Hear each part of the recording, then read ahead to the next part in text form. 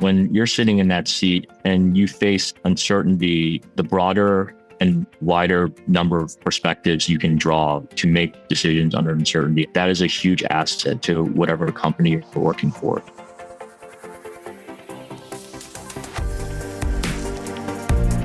Welcome back to CFO Weekly, where we're talking with financial leaders about how to build efficiency in their teams, create time for strategy, and ultimately get results. This podcast is brought to you by Personiv, the trusted leader in finance and accounting outsourcing for over 30 years. See how Personiv's customized solutions can help you streamline your operations with teams that start as small as one. Visit the website at personiv.com to learn more. I'm your host, Megan Weiss. Let's jump right in. Welcome back to CFO Weekly. Today I'm joined by David Liu, Chief Financial Officer at SuccessKPI, an AI-driven platform helping organizations transform customer experience through data and automation. David has built his career across a range of finance roles, from risk management at Citigroup to finance leadership positions at Amazon, Framebridge, and high-growth SaaS companies, ultimately stepping into the CFO role at SuccessKPI. In this episode, we'll explore David's career journey to the CFO seat, the pivotal decisions and experiences that shaped his path, and what aspiring finance leaders can learn about building the skills and perspective needed to step into a top finance role. Welcome, David. I'm so honored to have you on the show today. Hey, Megan. Great to be here. Thank you. So, if you go back to your early days in finance, was there a moment when you first thought that you definitely wanted to be a CFO, or did that ambition take shape later as your career evolved? At least for me, having majored in finance undergrad and feeling relatively sure about what I wanted to do, I think most people with that background think immediately, I want to be CFO. That's the top spot. For me, early on, I did want to be a CFO. I mean, that was one of the first things I thought when I began my career. I think the interesting thing about that is you don't necessarily know what that means or just everything that's wrapped into that. That's something that I had to learn over the course of my career. And as you grow and as you change roles and as you develop, you might not necessarily be thinking that I want to be a CFO might not necessarily be as clear as was when you first started your career. But I think ultimately later on in my career, when I really set my sights on wanting to be a CFO, it was because I felt like that's where I could have the most impact and the best impact on the business was in a financial leadership role. So a little bit of a journey there, but the reality is it's ever evolving and it's something that it took a little bit of time to really solidify despite having that early ambition. And looking back, which role or experience do you think most accelerated your path toward becoming a CFO? It's interesting because it's really early in my career. I mean, I think the most defining role in my career, even now, prior to the current role that I have now, was GE's financial management program right out of college. Nice. It was a 2-year rotational program, took associates across various business units at GE Capital and across various functions. In addition, we had coursework taught by the professionals at those same businesses. Course teacher was somebody's boss that was an associate in the financial management program, or FMP as we called it. So it just gave me a much broader set of experiences and perspectives from different professionals in a really compressed amount of time. And in addition, it gave me a lot of interaction with great peers. There's a little bit of competition in that program as well. So we were all pretty ambitious and worked really hard, but we had a lot of great fellowship. And I've made some of my closest friends through that program, people that I keep in touch with pretty regularly today. I think the way it's accelerated that journey towards CFO is just that breadth and experience. And it really helped me. People say there's a compounding effect, right? I got a big chunk, I think, from that program early on. And I think that's paid dividends throughout my career. Yeah, I've always heard amazing things about that program, and I think it produces a lot of leaders, and I'm surprised that more organizations don't have something similar. I do hear about rotational programs here and there, and maybe it's a little bit of bias, but during the time I was there, and I think even thereafter, my impression was always a lot of those programs. GE wasn't the first one, but GE, I think, was the best one. As I hear about these programs, I think the main difference is just there is a continuity and I might even say a heritage to it. The CFO of GE Capital was himself in that program there are many very senior leaders that we had access to that we would have never had access to in any other situation that early in our careers. And just to see the way that they approached decision making, just to see their demeanor, the way they carried themselves, the way that thought about problems made some of those executive level decision making and action taking seem very, very familiar and at home at a time in our careers where, we were potentially decades away from being in those same roles. Again, it's just one of those things early on that just pays such dividends throughout your entire career. And you've moved across industries and roles from risk to analytics to finance leadership. So how intentional were those moves and how did they shape your perspective as a finance leader? Well, I like to say that there was some grand plan, but the reality is that life and the world around me played just as much of a role as any kind of career plan. Early in my career, it was around 2008. I had a couple of years of work experience behind me, but in 2008, there was a financial crisis that was brewing and really became the major driver of the economy. So I think the path that I had and many of my peers had envisioned up to that point didn't seem so certain anymore. But that said, I learned early on in my career not to fear change. In fact, as I said, with the rotational program, I spent most of my time rotating to a new role and new business every 6 months. I think the important thing that I kept in mind was just to keep learning and developing my skills as both a practitioner and a potential leader one day. And it's the reason why I kept looking for new challenges. And I guess looking back across my LinkedIn or my resume, it's fun to see how many different places I've been and how many things I've done, but just always keeping that attitude and keeping that curiosity to learn new and different things is probably the main driver for sort of why I've had a diverse set of experiences. And again, I think all of those things play an important role in becoming a finance leader, just because you do have to know a wide variety of things, right? And a wide variety of approaches, because the world has a lot of uncertainty and experience counts when it comes to that. And along those same lines of diverse experience, you've worked at both large organizations like Amazon and GE and smaller high growth companies. So how did those different environments prepare you for the CFO role in different ways? I'd say it's not variety for its own sake. And then what you kind of get from a lot of these places is you have having worked at a diverse profile of companies, the biggest thing you really gain is an understanding of what works and why. Many times people who've been in a place for a very long time, they have some understanding of some process or why things are the way they are.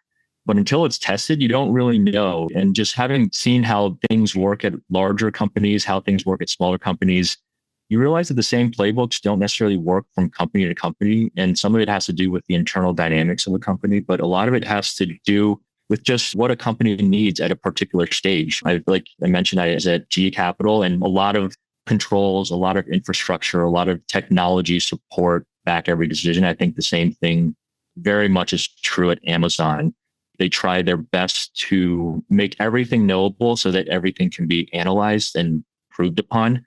But the reality is, I think it's smaller companies who can't dedicate those resources to that. Decisions still have to be made. There are limitations to sort of what you can do and how much time you have to do it, just because resources are limited, right? The balance sheet is much different at a large company than a small company. The investments are much different. So I think, and yet those decisions still have to be made, and business decisions have to be made. And so how do you still do that? I think is just one of the challenges between larger and smaller companies. But ultimately, there's a diversity. That diversity of experiences is one of those things that kind of drives your ability to make decisions. Again, it's the uncertainty thing, right? You will face uncertain circumstances, and having that broad set of experiences will inform you to help to make better decisions. And was there a point in your career that you realized that technical finance skills alone weren't enough to reach the CFO level? I think it's something that I learned early on as well. I'd worked with a number of subject matter experts, SMEs as they're commonly referred to. I think what I learned working with those folks, there are some folks who want to be very knowledgeable or very proficient in a particular area and didn't necessarily want to have leadership role, right? Is when you interact with a senior leader or an executive, that's not the case. It's, having an expertise in an area is important, a certain degree of expertise, but not at a very, very deep level to the degree that an SME might have. CFOs have to worry about much more than that. They have to be able to negotiate amongst their internal stakeholders. They have to be able to talk to external board members or investors. And those skills are just go beyond just purely knowing the math or knowing the accounting, right? So having worked with both business leaders and a number of SMEs in my career and seeing sort of the differences, it made it really clear that to be a CFO required a broader skill set. And how did your experience partnering with different functions like operations, marketing, and product help prepare you for leading finance at the executive level? I think at some level, an executive should always be leading from organizational perspective, especially true for finance leaders. What will allow a company to achieve its goals? I think that's a team sport. And if you don't know your teammates and the world they live in, you're really limited in your perspective and decision making. And so I have spent a lot of my career partnering with different functions, but learning their day-to-day challenges, what pressures they face. And I think just, again, having that breadth of experience allows me to take their challenges more into consideration. And ultimately, good decision making is understanding the whys and the complexities. And that partnership that I've had across my career has played an invaluable role. And when you first transitioned into the CFO seat, what were some of the biggest challenges that you faced when taking on that first role? Well, I think at least in my current role as CFO, I performed essentially many of the functions of a CFO while I was the VP of finance, but I think maybe a better jump or a better transition would have been like when I was a director moving into a VP role. I think, again, it's something where as a manager or a director in finance, you may have some cross-functional experience. You may have some point of view as to what's the best course of action for a particular initiative or set of challenges. But I think really what I had to learn was how do you drive success for the entire company? And that requires a lot more interaction at the executive level with different functions. For us, it's marketing, it's operations, it's our R&D department, and really helping to align the goals of the entire organization. I think that's a broader task and mandate than you would normally have as a director. And learning that has really been, I think, the biggest jump in perspective and skill set now that I'm CFO. And many aspiring finance leaders struggle with knowing when they're ready for a CFO role. So how did you evaluate that for yourself? I think about that more simply, I guess you could say it was just when I felt confident that I could do more as the CFO in any other role. Part of that is gaining certain competencies in accounting and finance at the manager or director, VP level, but then saying, I've done that. I can build teams that can do that. But there's another level. And again, it goes back to how do I help company achieve their overall goals? I think when I felt like I needed to have that higher level of influence in the company where I felt like I could build a team that could cover most of the ground that I'd been covering earlier in my career in just finance and accounting, that's where I really felt like I was ready for a CFO role. And you mentioned some of the amazing leadership that you had access to while at GE Capital, but what role did mentorship, leadership development, or learning from peers play in your progression to CFO? I think it had a really big influence and impact on my progression. I think just mentioned before, I've had a lot of great mentors, a lot of great people to model myself after. And when I moved into more of a high growth company tech space, I had close relationships with all of my CFOs. And I think a lot of it was learning from them, but also I think learning from peers. We all try our best and we all see people who perform amazingly. And I think my perspective has always been to learn from others and to improve myself when I see someone doing something that I find like admirable or something that I just want to model myself after, right? I think there are always people that we can learn from every day around us. And I think aside from just the great leaders that I've encountered throughout my career, it's also just the people that I work with and seeing their passion, their energy that they put into their jobs and seeing like the things they can do with seemingly nothing. It's inspiring in a way. It tells me that, to think outside the box that I put myself in some instances and expand that box and to learn new things and have a bigger perspective. And so I think years of that has definitely had a big influence on sort of my progression as CFO. And for finance professionals aiming to become CFO, what are specific missteps or potholes that you hope they can avoid early on in their careers? I think a lot of folks maybe think of finance or accounting as a very technical skill set. And I agree that it is, but in the sense that it can cause someone to stay in one place for too long, I think that's, to me, is the biggest specific misstep I can call out. I think, again, broadening your perspectives, learning from new people, seeing the same thing done in different ways, and testing, your understanding of what really works or doesn't work is really important. Because ultimately, when you're sitting in that seat and you face uncertainty, you're going to have that universe of experiences that you've taken with you up to that point. And the broader and wider number of perspectives you can draw to make decisions under uncertainty, I think that is a huge asset to whatever company you're working for. So for me, it's just don't stay in one place too long, continue to learn, continue to broaden your horizon. And with how quickly the world is changing, looking ahead, how do you see the role of the CFO evolving over the next 3 to 5 years? What new skills or mindsets are going to be critical?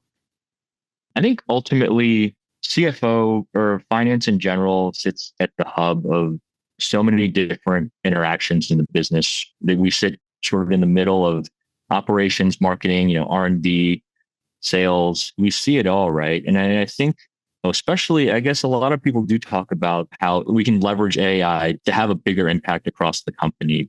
And CFOs and any other department will certainly be impacted by that. But I think it sends a force multiplier for something that the CFO should really always be thinking about, is how do I use the fact that I'm sitting at the crossroads of all of these functions in the business and help optimize those interactions and help optimize the decision making and the investments that a business will make across all those functions to help achieve the goal, right? And I think that won't necessarily change. The way we do it may change, and the way that we interact with our peers might change, but that ultimately, I think, can change. That's the big value add that I think finance leaders can be for their organization.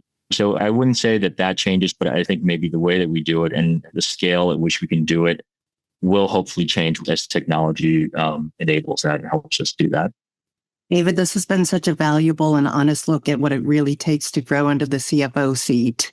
It's clear that the path isn't linear, but rather it's shaped by intentional experiences, strong partnerships, and a willingness to step outside of traditional finance boundaries. Thank you so much for being here and for sharing your journey and insights with us today. Thank you so much for having me. Appreciate it. Yep. And to all of our listeners, take care and please tune in again next week. You've been listening to CFO Weekly, presented by Personiv. Please subscribe wherever you get your podcasts to hear all of our episodes. Want to learn more? Check out Personiv.com. Thanks for listening.